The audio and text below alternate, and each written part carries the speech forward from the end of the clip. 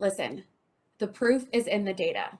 No matter how many layers of protection you bolt onto your business, you will get breached. The odds are impossibly stacked against you. As an entire organization and a connected supply chain, you have to be right all the time, every time, forever in time to prevent an attack. And you don't even know where they're coming from or when. The hacker only has to be right once to get through. So what are we going to do about it? Welcome to Combating the Rise of Ransomware. As you see, our keynote needs almost no introduction. We are so pleased to have with us today best-selling author, Forbes magazine contributor, and cybersecurity expert, Danny Pehar. Good morning, Danny. Morning, Brandy. Thank you very much for that intro. And before I get going into this, just logistically speaking, I just want to ask, can you see my slides? Oh, yeah. Perfect. Brandy, if you can see them, that means everyone else can see them. So let's get started right into this.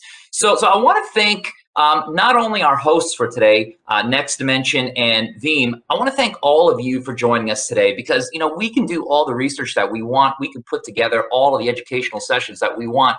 But if you guys don't take time out of your busy schedule to come see what we're talking about, then we're just a bunch of people talking. Right. So guys, we really are all in this together, and we really are all in this fight against cybercrime. And so I've been doing this for about 20 years, but I want to be clear about something. I know some of the people on today's call might not have a technical background, might not have anything to do with cybersecurity. You're just here to learn. And if that's the case, you've come to the right place.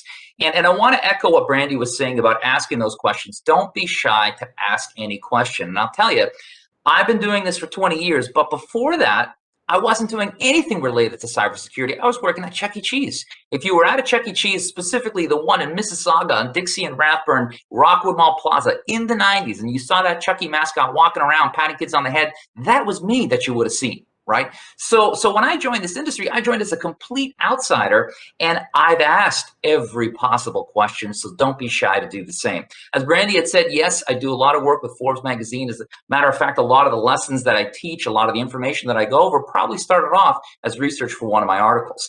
If I remotely look or sound familiar, I do a lot of work with global television, kind of similar to what we're going to be talking about today. Is I go there to talk about security, except when I'm there, I do it in much tighter segments. I also work a lot with law enforcement.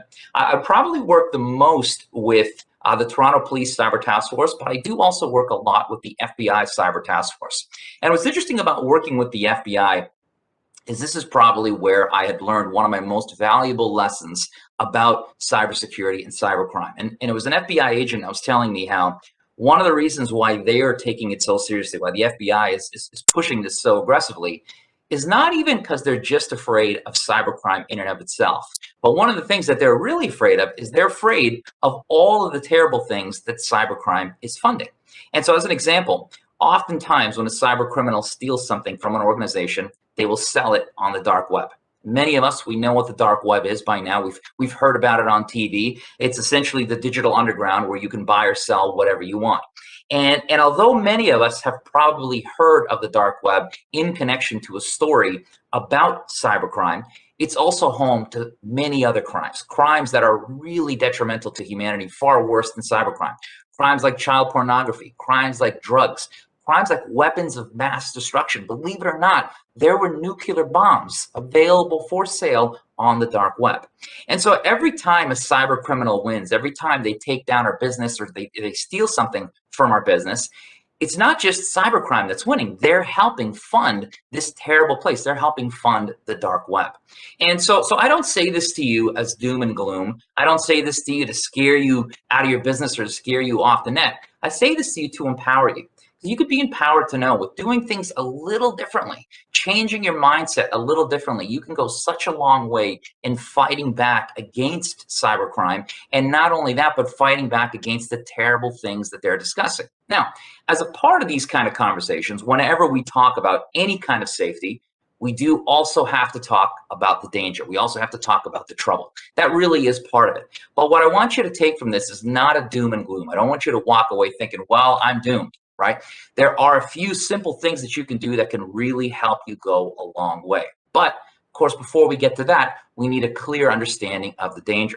So let's go with one of the most obvious statements, but definitely probably an understatement, is ransomware is getting worse. I'll even go on to say further to that, cybercrime is getting worse.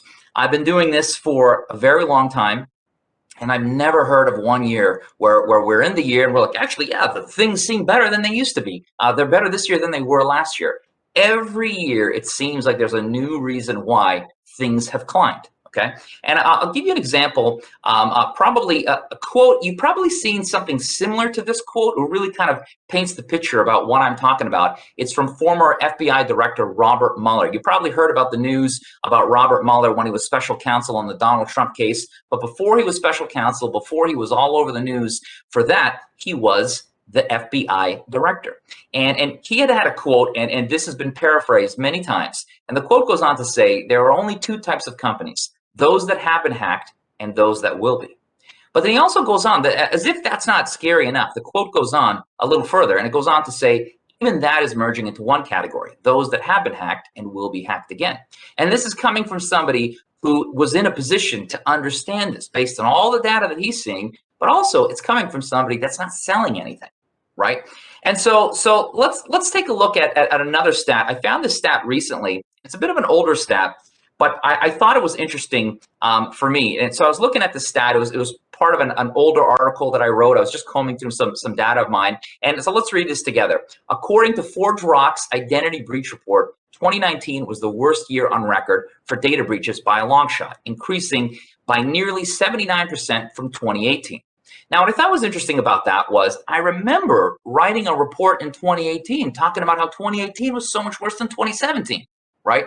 And so this is saying 2019 killed 2018 in terms of how bad things were. But what's interesting / kind of scary is this was all before 2020. Of course, you guys remember what happened in 2020 with the pandemic. So many people being forced to work remotely without really any planning. It's not like they had, 4 months. Companies had 4 months to plan for this. It was a snap of the fingers. We go from business as usual to everybody working from home. Things got more vulnerable. People were emotional, and cyber criminals were going nuts. And I'm sure you guys have seen all kinds of stats. I'm sure you read all kinds of articles about how crazy 2020 was. It definitely surpassed 2019. But here's the funny thing about 2020 / scary thing is that's still before 2021. And what did 2021 give us the birth to? It really gave us the birth to real world consequences. Cyber attacks, digital attacks representing real world consequences.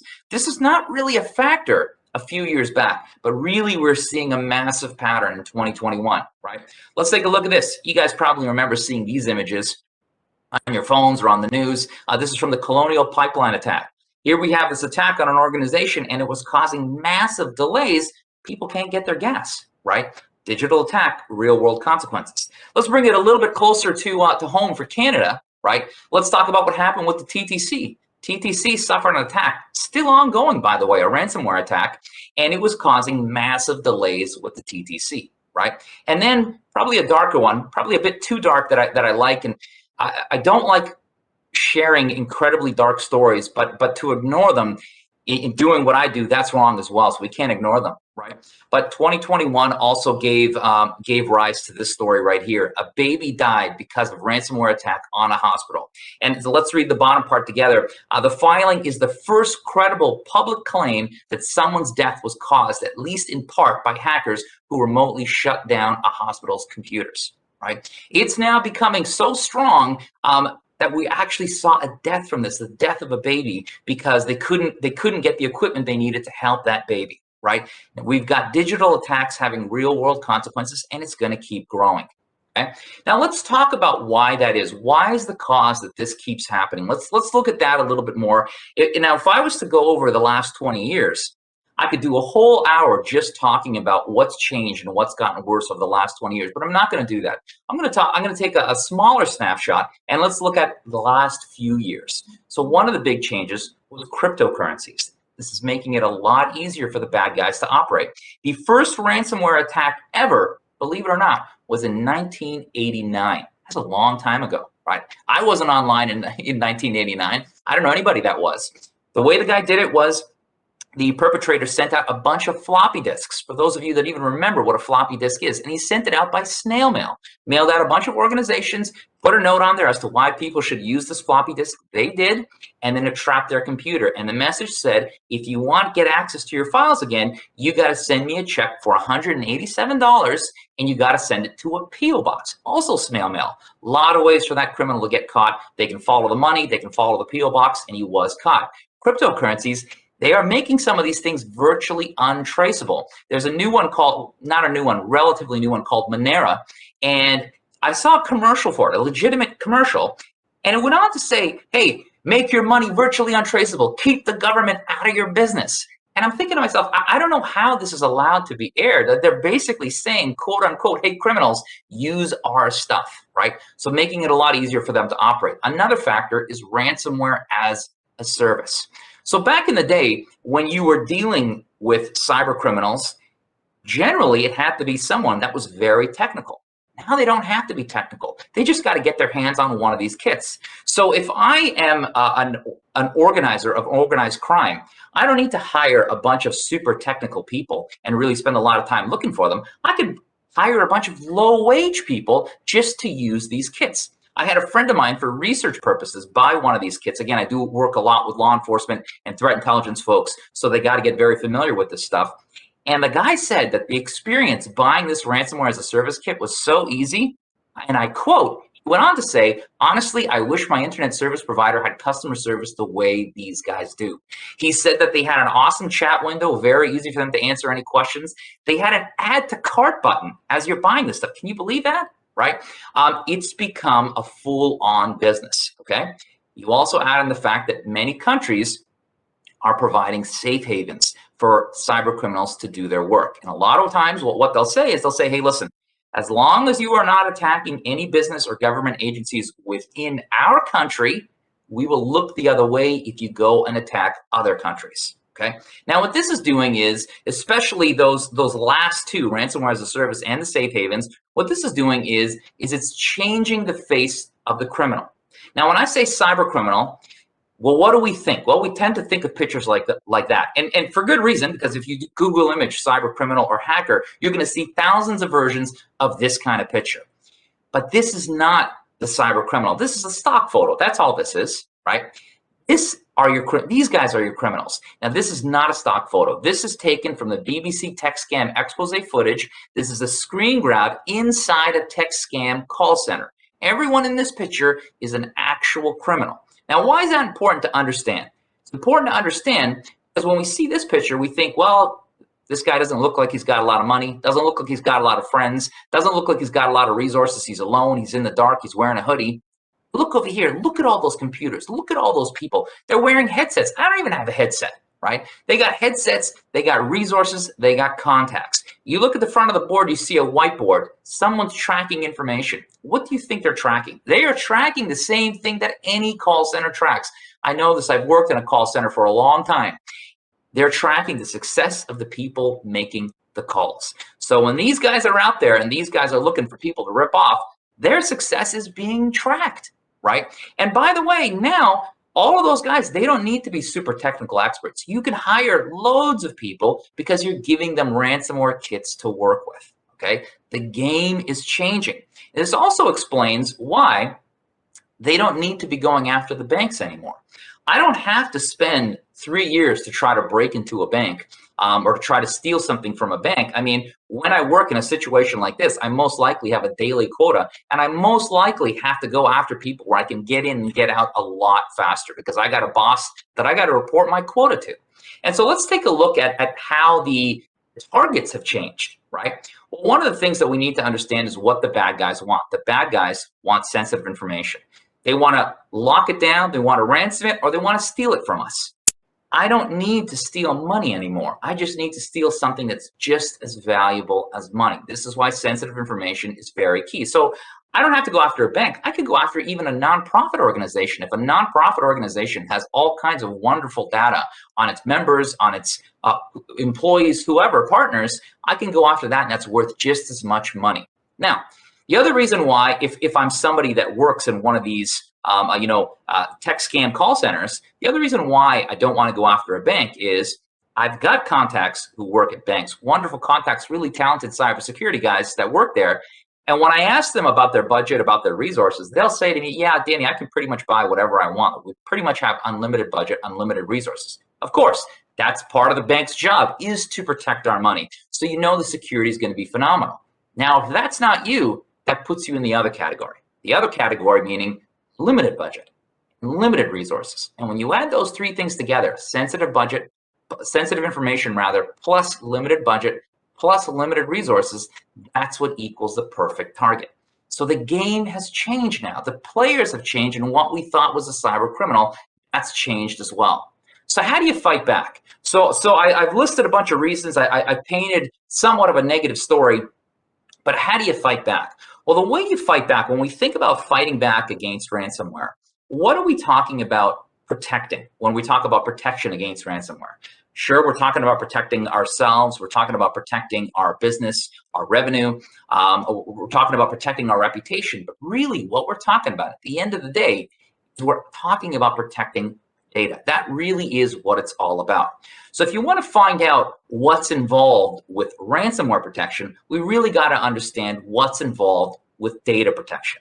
So I'm going to give you a few key things that are some very, very, very core parts of data protection. And one of the key things is testing to find vulnerabilities. Now, what I love about testing is this is such a core part, not just about data protection, but about cybersecurity in general. So much of cybersecurity starts off with some sort of test. If you look at the NIST cybersecurity framework, it's a 5-point framework. And the first aspect of that 5-point framework is to identify. We are talking about identifying vulnerabilities, identifying threats, and I'll even go further to say even identifying what are your assets, what do you need to protect. And what I like about this one is this also ties in to what you guys are going to get from attending today's session, right? So Brandy talked about that dark web scan, and I really do encourage all of you to make sure you take advantage of it. I've ran so many of these things. We uncover so much information. Some people, I will say, are a bit intimidated, and they might say, I don't know, Danny, if I get you to run a dark web scan on my company, it's going to make me look bad if we're on the dark web. It doesn't actually mean that your company's been breached. It means that someone's been using something within your company.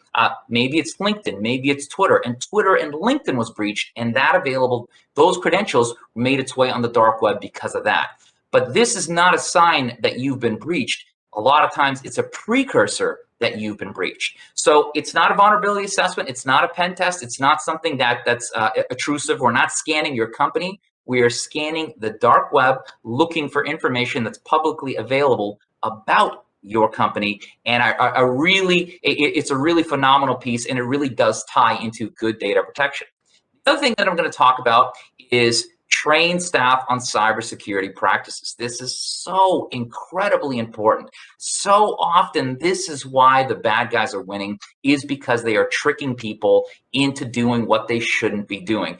Also ties into what we're giving away today, which is an ebook, a training ebook. So make sure that you get your hands on that as well. Okay. And the last two pieces of data protection is to back up all information every day, back up all information to a secure offsite data storage. What I love about working with Next Dimension, what I love about working with Veeam is that nobody does this better than they do. So when you book your call with them to get that free dark web scan, ask them what they can do about backing up information daily and backing up to an offsite secure data storage facility. Okay. Now, what I would point out is of these 4 things that I'd mentioned, the last 3 or 2, if you put the backups into one category, what's interesting to note is insurance, cyber insurance is saying that they are not going to insure you unless you have those last 2 in place, unless you can provide proof of backing up in the way that I described here, and unless you can provide proof of awareness training for employees.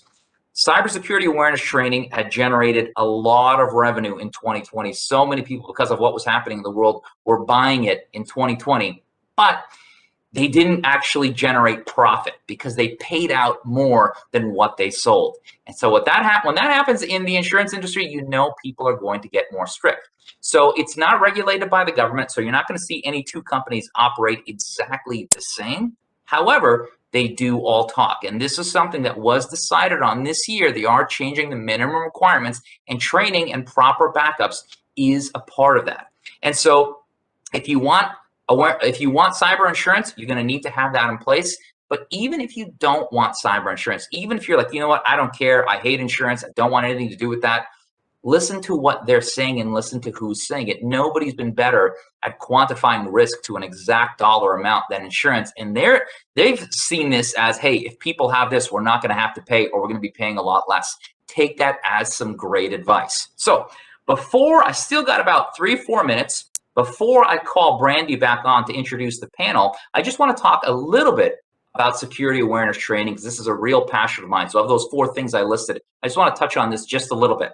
I want to remind you guys, the reason why insurance is saying you need to have this, and the reason why I love this, is because I've taken part in so many studies talking to people who are directly involved when a breach happens. People like cyber insurance forensic specialists, breach coach legal counsel, even the CIA cyber intelligence unit, the FBI cyber task force, and even the Department of Homeland Security. And I'd ask them, hey, why are these bad guys winning? And doesn't matter who I talk to, doesn't matter what profession they're in, but they always say 95% of cyber breaches begin with some sort of human hacking. So yes, you're definitely going to want to get on that training. And especially when you think of the world that we live in today. We're really made to feel incredibly comfortable to put way too much information online. Here's a picture that really speaks 1,000 words. People in the 60s, I better not say that, or the government will wiretap my house. People today, hey, wiretap, do you have a recipe for pancakes? I mean, it's really, we live in a world where it's been made so easy for us to share way too much information that gets used against us.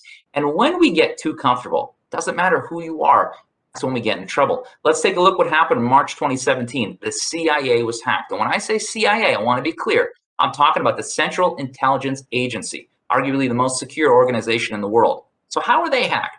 Was it some sort of super virus that somebody took them down? Nope, that wasn't it. A discovery task force later determined that the hackers were able to succeed because the CIA employees of the group that was hacked were woefully lax when it came to a cybersecurity mindset. And so in other words, when we get too comfortable, when we don't have this kind of training, that's when the bad guys win. I don't care what kind of protection that you have, even if you work for the CIA. And again, let's remind ourselves, this is not the criminal. These guys, very well organized, very well resourced, okay? And it's their job to do what they do, which is to come after us, right? One other monkey wrench that I'm going to throw just as I come to a close is things are more complicated now, because it's not just about spreading this type of thought to our employees. We got to spread it to, and we got to make sure that they take these behaviors home with them, because so many people are working from home. And when I say people, I don't just mean your employees. I'm talking about the families and the people that your employees are living with, right? And it does complicate things. And I'll give you a simple, lighthearted example of what I mean by that. This is a screen grab. If you haven't seen this yet, just Google lawyer cat video. And it's actually a pretty funny video, and you'll see where I got this from, where there was a lawyer attending virtual court, so serious stuff, but he had a cat filter in where his face should be. And as he's talking, he goes, I'm sorry, I don't know how this happened. And he's sad, he's upset. And of course, the cat's lips are moving and the cat looks sad. That's why it's so funny. And he goes on to say how my daughter downloaded this thing. I can't turn it off. And, I don't know what to do, right? Now that was hilarious, but it was relatively harmless. But what if his daughter downloaded something else that wasn't so harmless? What if she downloaded malware?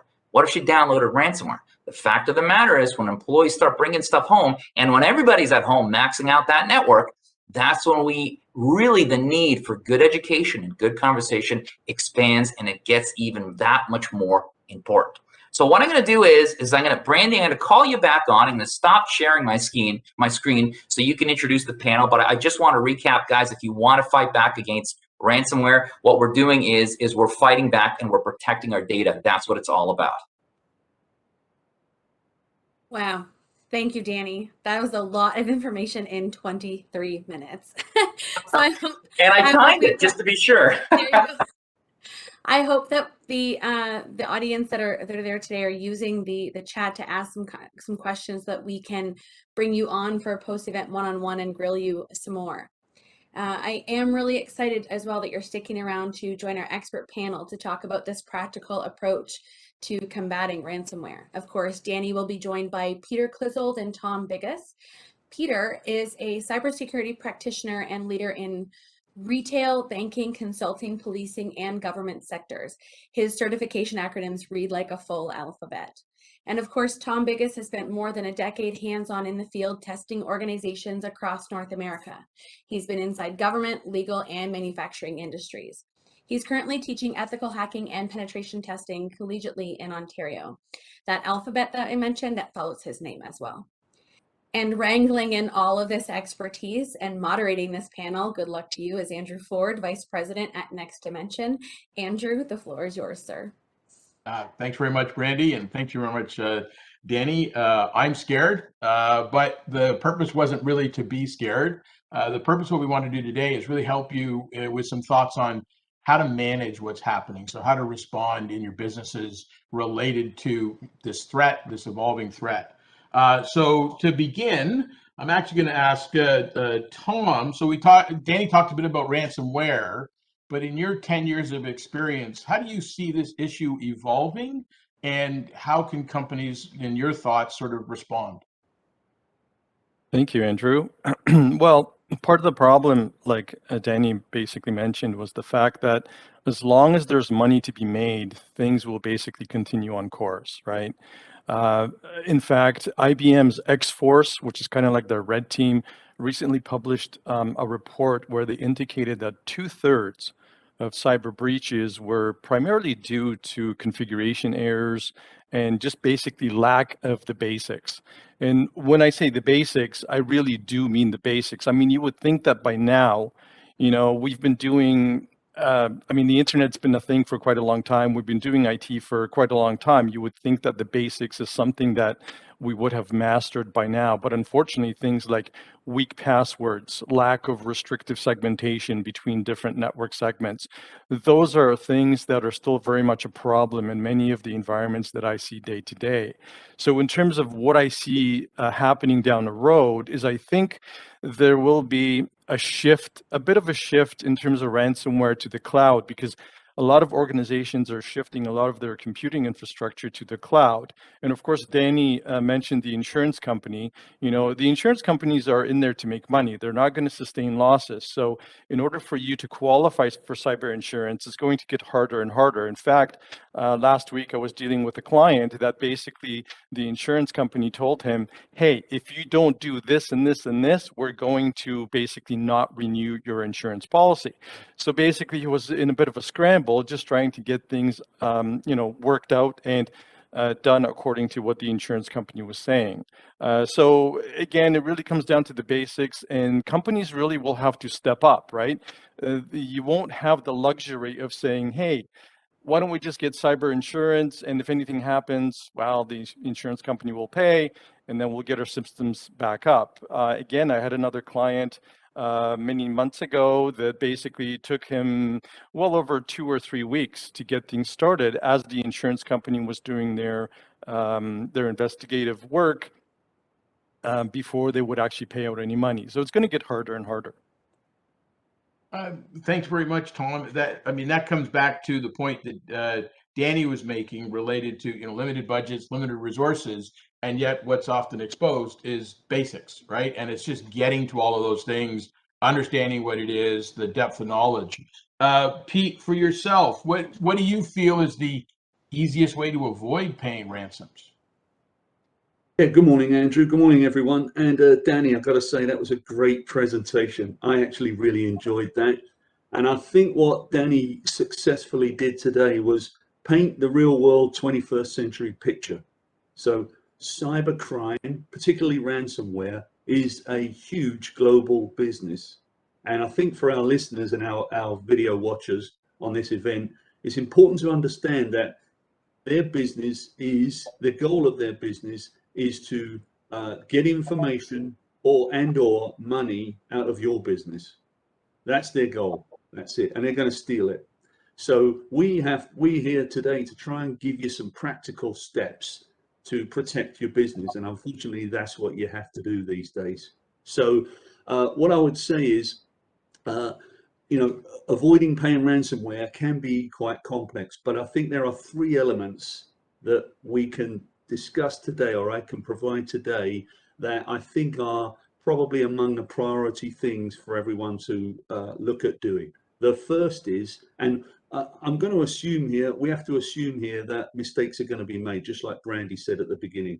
We assume breach. It's going to happen. So the first is lots of businesses, and Tom will I'm sure verify this, lots of businesses make the mistake of having their users in local administrator groups. And that gives them more privileges than they need to have, way more privileges. Now, the point of that, everything works great when you do that, but of course it works great for the hacker as well. So the really important thing is to remove as many, all if you can, of your users on your domain from your local admin groups. The second point is, and Danny referred to this and Tom referred to this, insurance companies are requiring it, backups, backups, backups, backups.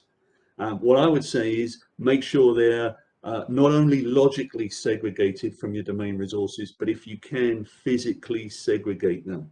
A lot of businesses I'm hearing now are going old school. They're literally going to tape drive, moving that. Well, it's old school and it's a bit clunky, but you know what? The ransomware activists, hackers are not going to be able to get to that. So that's not necessarily a bad thing.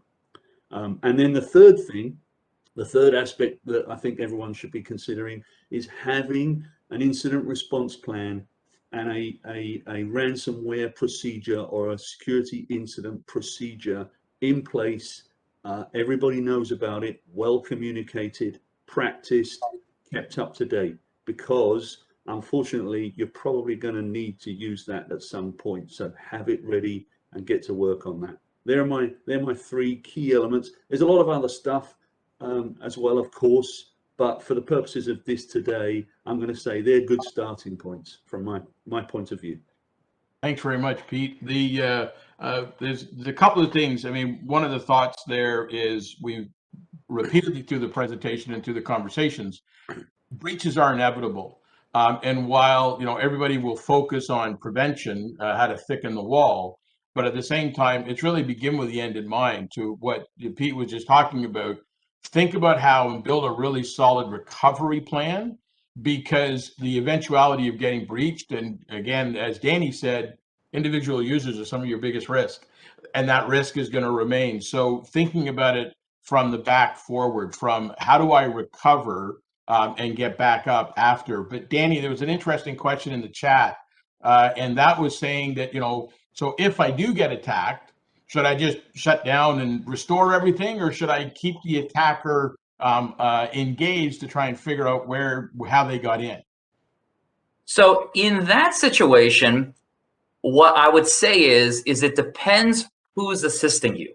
So I've had people who've been ransomwared and they're like, okay, you know what? I've decided, I've made my decision, I'm going to pay it. And I always say, don't be the one that engages with them directly. You got to have someone, a pro that's doing it with you, an intermediary, either a breach coach lawyer or a ransomware negotiation specialist, right? So no, I would never say don't be the one that's keeping them engaged yourself, because there's so many different ways that can get significantly worse for you, right? So definitely never do that unless you have a pro. Even when you've made the decision, even when you've said, hey, they've won, I'm paying them, and you think, why do I need somebody to help me to do that? You don't want to be the one to hand that money. You got to get somebody to do that for you. It's going to make things so much better. And it's also going to be, you're that much more likely to actually get your data back once you've paid, right? A lot of times where we'll hear stories, horror stories where someone has paid, but they're like, sorry, we're not gonna give you back that, the data. We're just gonna be jerks about it, right? I mean, the whole thing, they're being jerks about it, but in that sense, they're saying, we're not gonna actually play ball. That the chances of that happening when you're involving a ransomware negotiator go way down, because they know they can't mess with the negotiator. And the negotiator, chances are, knows the groups that they're a part of. And they'll say, I've seen it happen, where they'll say, hey, thanks for the money. We're not unlocking anything now. And the negotiator will say, I know the groups you're a part of, and I'm going to tell them you didn't pay up. And then when word gets out that you're not paying, those guys are going to come after you. And suddenly they start willing to play ball, right? So never keep someone on a string unless you've got a pro that does this for a living doing that, right? That's my first comment on that. The second thing is I just want to touch really quickly on what Pete said. I love Pete's answer, and I want to talk about the importance of he talked about having that plan and practicing it. I'll tell you a quick story there.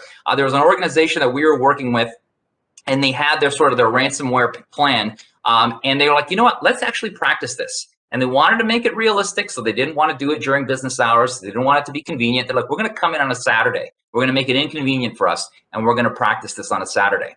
And when we came in, and I was there, what we realized was all the washrooms were locked. And we're supposed to be there for like 8 hours practicing this thing, and we can't go to the washroom. And we realized, okay, we got to add some contacts. We got to add the custodial team because they lock the doors to the washrooms on the weekend. And if we're going to come in after hours, we need these guys to be on this list so we know who we're supposed to call to unlock these doors, right?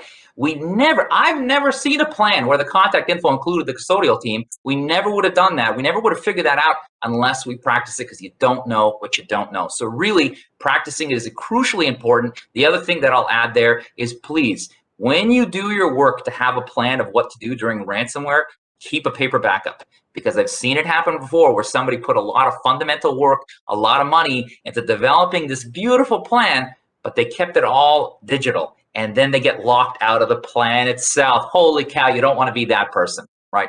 So, so thank you, Andrew. Hopefully I answered that question and I gave a little extra because I just wanted to touch on what Peter said.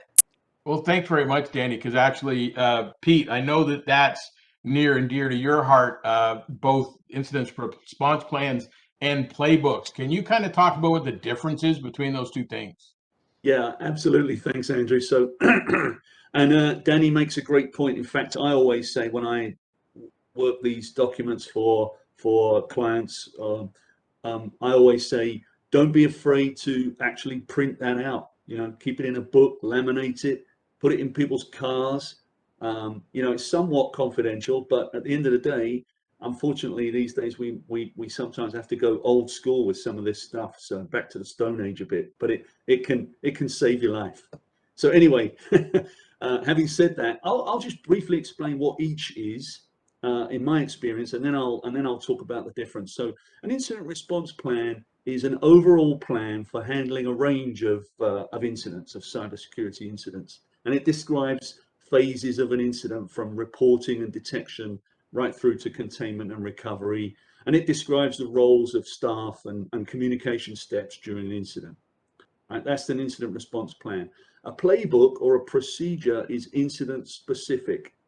Its target audience is generally the system administrator, at 4 o'clock on a Friday afternoon or 3 o'clock on a Saturday afternoon when they're in the middle of an incident and they're under stress and under pressure and they can't contact people easily. What does that person do? Literally step by step. So it's very specific, and the target audience for it is smaller and more specific around that. And the whole goal of a procedure or a plan is to limit or contain an active incident by an administrator or maybe a couple of administrators that are the unfortunate souls to be there when it's occurring, right? So you don't want those people not knowing what to do in the moment. That's what a procedure or a playbook does for them. So the difference is a plan is a kind of more of an overall, what needs to be done. And a procedure or a playbook is how to do those things step by step. Excuse me. What do I do if I'm the administrator on a Sunday afternoon and all of a sudden, I'm in the middle of an active cybersecurity incident? I grab my laminated playbook that's actually printed that I keep at home when I'm on call, and I refer to that and I follow those steps. And that way I'm going to limit the damage and contain it more quickly until I can get help. And coming back to what Danny was saying a second ago, so when you're doing that playthrough of it, you'd be playing through the playbook, right? You'd actually be rehearsing it. Like one of the things I like to tease people about is if you go to your local fire department and ask them what you should do in your home, they would say you should have an escape route, and then you should practice going out the escape route. So that really, comes down to it. Most of us don't have that escape route planned, or we've never practiced, and it's not until in that moment we find out there's a 7-foot drop from our bedroom window to the floor, to the ground, trying to get out. We have an interesting question in the chat, Tom, that I think will come over to something you're very sensitive to, which is that response. It's how long is the delay between somebody penetrating the system and actually getting ransomware? I know you find it really important to talk to people about how they actually know that somebody is in. That's a very good question, Andrew.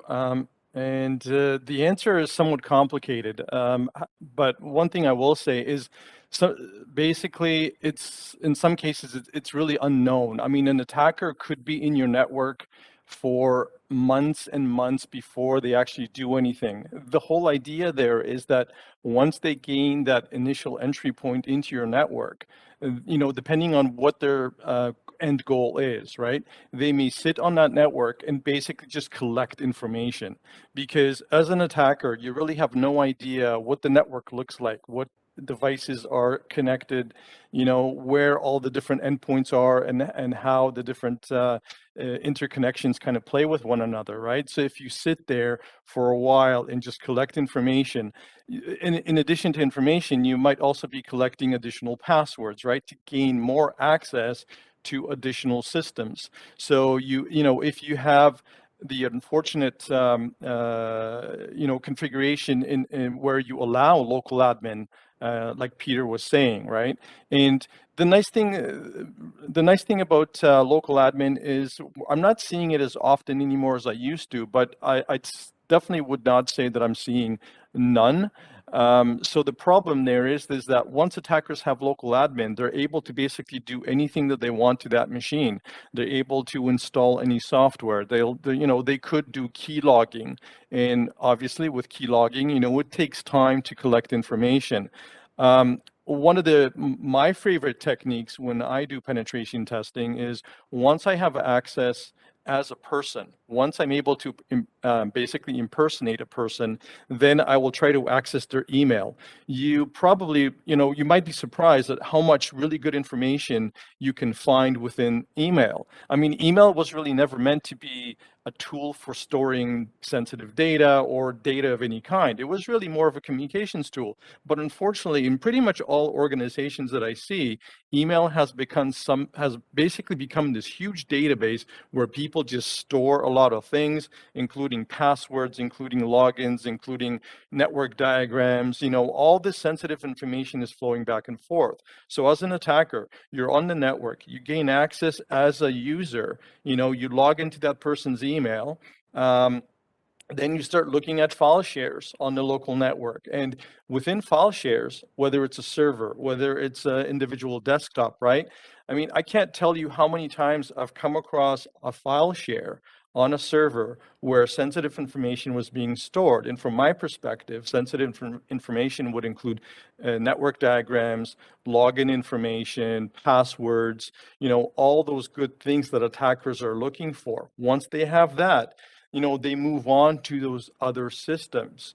So, I mean, it's really hard to say how long an attacker might remain on your network. It will vary. But, in some cases, I've heard stories and read online that attackers were on the network for months and months and months before they were actually noticed. And in fact, IBM published a report in 2020 where I believe they said it took up to 6 months or something like that to actually discover attackers in most cases. Nice. The Halloween's past, but if you ever want to have spooky stories, just let Tom tell you some of the things he's seen. But for Pete, then we've talked before about the concept of zero trust. What does zero trust mean, and how might it help with some of what Tom was just talking about? Yeah, thanks, Andrew. Zero trust is a kind of fairly recent, in the last couple of years, kind of change in how security goes about describing what it does. There are a number of descriptions of zero trust. If you Google it, you'll find a number of descriptions, but generally they mean the same or similar thing. When I talk about zero trust, I like Microsoft's description of it. That's just a personal and kind of a professional preference of mine. But obviously there are different flavors and they're fairly similar. So Microsoft describes it this way. They do 3 stages in their zero trust explanation. The one is verify explicitly. What they mean by that is anyone who wants to connect to your network, explicitly verify who they are. I always describe it a bit like this. If someone wants to come into your business physically, explicit verification will be the security guard checking their ID, making sure the photograph aligns, searching their bags, etc., etc. That's but this is done logically on the network when someone is actually trying to connect logically.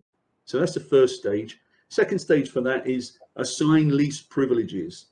What that means is including your own employees or users as well as partners, only give them the privileges that they need in order to do their job. And that takes me a little bit back to, local admin groups, which is related to this one. But it also allows for things like conditional access. So for example, if there are certain circumstances during the authentication process where they can't meet some criteria, then you'd only give them access to, for example, an email account or not other resources on the network. Again, the way I like to explain this is the security guard, once they've verified who the person is in your building, then they take them to the visitors meeting room.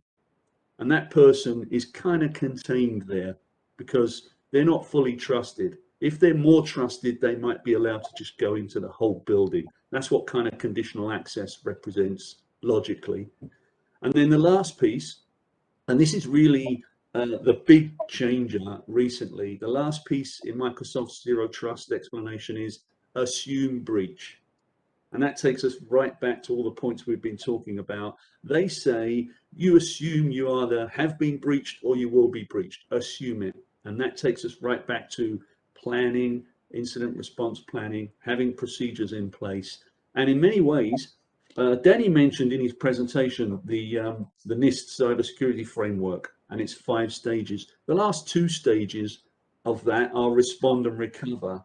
And actually what I'm seeing happening now just through circumstance, not by choice, is that that's kind of starting to be turned on its head, and we're being forced to begin with respond and recover, and then look at the earlier stages of how do we identify and protect. And so that's the big difference. A few years ago, I never heard any security practitioners or companies talking about, oh, get used to you're going to have a breach. They all said, no, if you do this, this, and this, you'll be fine. Nobody will get in. That's not the case anymore, unfortunately. And I really like that as we close up our panel section of the conversation. Again, is that emphasis on we can't prevent the fire, but we can plan and be ready to do something when it happens. It's the thing we can have the most control over.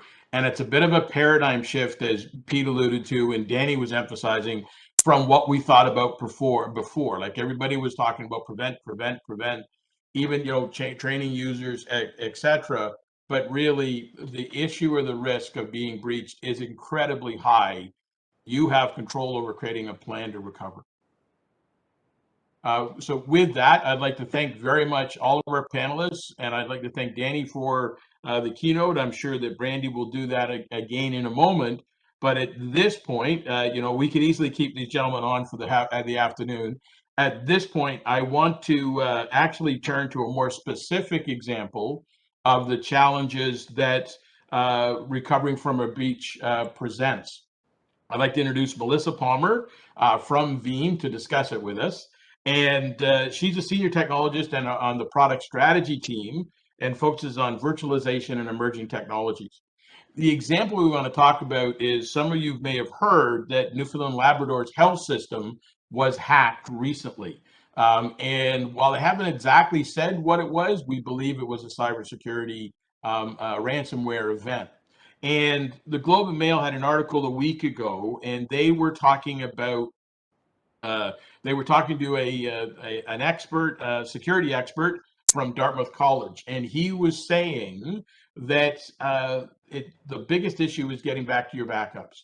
And from the appearances that they were probably, for Newfoundland Health and Labrador Health, they were probably struggling to find a clean backup. And so obviously we've talked about doing backups a moment ago, but the reality is, where's that clean backup? And as the question in the chat alluded to, the hackers can be in, the criminals can be in for potentially weeks or months. So if it's Wednesday, your Monday backup is probably equally corrupted. And a week ago's Monday backup is probably equally corrupted, and a month ago. So Melissa, how do we ensure we have a clean backup? How do we know it's clean, and how do we recover from it? Yeah, actually, and there's a bunch of ways to do this based on what's revealed during that bigger IT incident response, though. First and foremost, we need to be scanning our backups on a regular basis. Veeam makes this really easy in a couple different ways. We have something called the Data Integration API, where we can actually just peek inside your backups and scan them for you and make sure anything's there. This works really well when we're using a monitoring tool like Veeam One, where we're actually looking for signs of ransomware. So if we see something going on, maybe we should just go run a scan.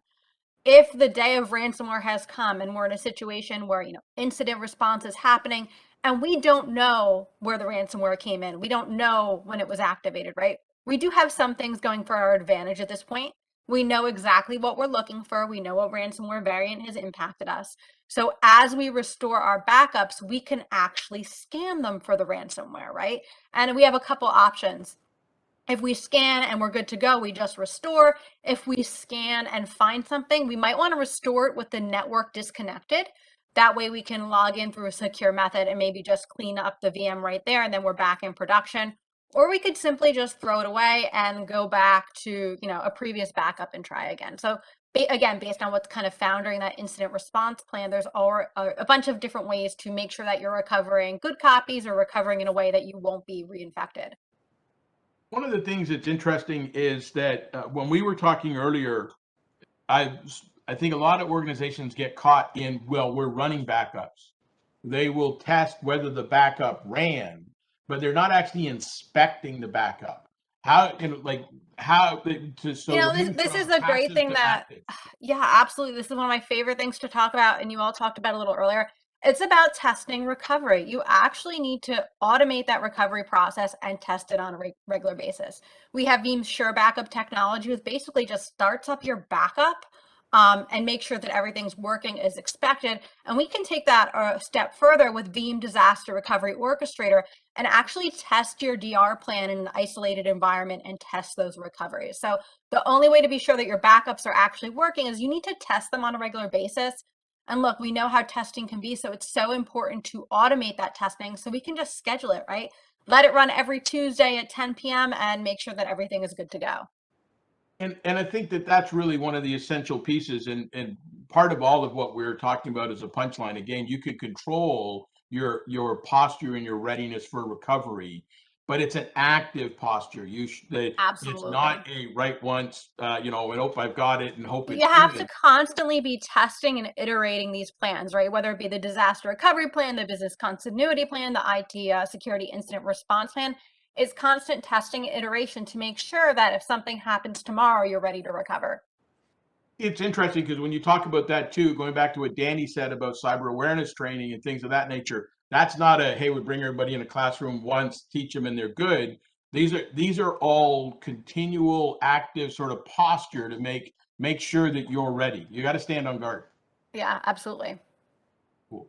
Is there anything else that from what you've heard today you might want to emphasize for us? Yeah, absolutely. I mean, really great discussion. I know we touched on backups a little bit, but the important thing that I want to bring up is immutability, right? Having an immutable copy of your backups. We know the 3-2-1 rule at Veeam. You might have heard it before. We want to have 3 copies of our data on 2 different media, 1 off-site, and we can add further to that where we want 1 to be offline, immutable, and air-gapped, and 0 issues during recovery testing. So we need that immutable copy. If you're not familiar with the concept of immutability, it simply means that the data cannot be changed and it cannot be deleted. This means that it cannot be encrypted by the hackers and it cannot be deleted by the hackers. So if you've got an immutable copy of your backups, you will always be able to recover for them. That's something simple to do with Veeam, simple to implement, and it's something you should be doing right now today and looking at today so you can recover tomorrow. So that's probably a missing link I see a lot of people still not getting to, right? Making sure they have copies of their data in such a way that they cannot be compromised. Really nice. Melissa, thank you very, very much. As we emphasized before I hand it all back to Brandy, it's really, the biggest lesson we want everyone to take, begin with the end in mind, right? Build your recovery plan and then work backward to your protection. So with that, Brandy, I will give the floor back to you. That might be in the fastest hour I think I've ever been a part of. I do want to say thank you so much to Danny, Peter, Tom, Andrew, and Melissa for today's event. Any questions that we haven't covered today will be asked during those post-event expert interviews. So don't hesitate to reply to any one of the many emails that I've sent out as follow-up questions as they come to you later today. And as well, don't forget to book your session to review your results of your dark web scan. That link will appear in a recap email that will go out later today. And a huge thank you to Veeam for putting this event together with us. And thanks to all of you for taking the time to join us this morning. It's great to see so many of us on the same side of combating ransomware. So keep an eye out for some emails coming your way and have a great rest of your day. Thank you, Thank everybody. you.